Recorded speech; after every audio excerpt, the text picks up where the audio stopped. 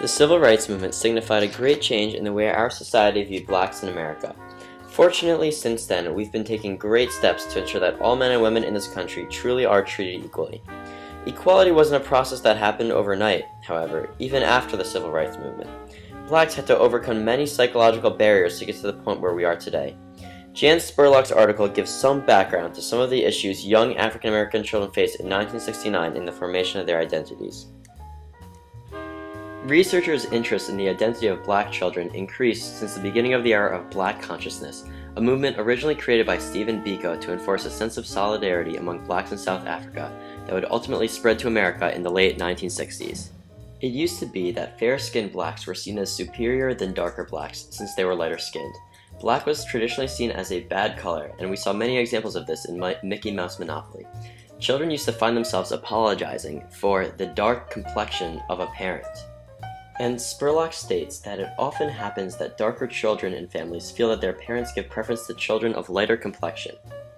Mary Ellen Goodman, who displayed her research on the formation of identity of young black children in her 1952 book, Race Awareness in Young Children, found that many children in nursery schools had labeled black dolls as dirty or evil. She did more research in 1969 to look to see if patterns of thinking among black children had changed since the Civil Rights Movement. They did indeed seem to change when she did similar tests on black children between the ages of 4 and 9 in 1969. In the new tests, Goodman asked the children to do two things. The first thing was to judge who was prettier between a white and a black doll. In the second test, children were supposed to color in people who weren't drawn containing any color at all. Among those in the higher socioeconomic classes, young black children generally labeled the darker doll as prettier, and they generally made the colorless children dark-skinned. One girl, Lorraine, brought a black doll into school, and when asked whether the doll liked being black, she answered back that the doll was happy the way that she was. However, things hadn't changed so much with children in the lower socioeconomic classes. They still maintained a negative self-concept similar to what was seen in 1952. Since many of them didn't come from rich backgrounds, the experimenters hypothesized that part of the reason why they didn't change their views was because the negative stereotypes of blacks weren't disproven in their households since they came from low-income families. And people then really judged others as superior or inferior based off of how much money they had.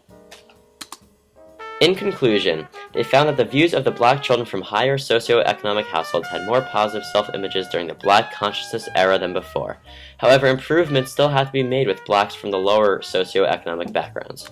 It is truly interesting and horrifying to see the results of these tests, because it really shows how negative stereotyping can really affect children in the shaping of their identities at such a young age. We've come a long way in terms of civil rights for blacks, but we still need to make sure that we do not subject any group of people to negative stereotyping in our books, magazines, TV shows, and movies, so everybody can grow up with a positive self-image, no matter what race, gender, or religion. References! References! References! References!